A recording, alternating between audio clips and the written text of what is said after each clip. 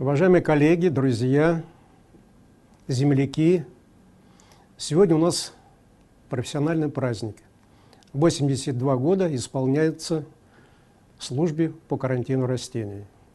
Эта служба сегодня имеет очень веское и большое значение для всех жителей нашей страны.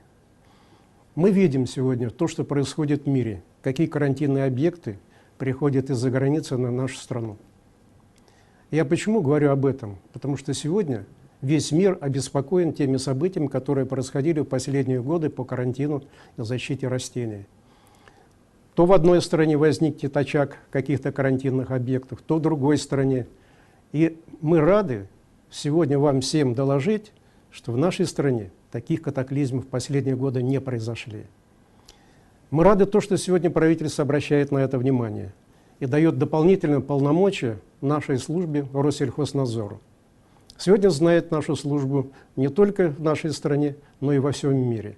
Мы стоим на границе, мы стоим на поле, мы стоим у прилавка, мы стоим практически везде, где видим, что может произойти очаг карантинных объектов. Я знаю, что инспектора сегодня на работе, на границе, проверяют машины, проверяют поле, проверяют леса. И хотел бы сегодня поблагодарить их за ту службу, которую они несут. Поздравить с профессиональным праздником, пожелать им здоровья, счастья, в семьях благополучия. Мы рады, что сегодня вы стоите на страже, и горжусь, что я тоже с вами несу такую службу.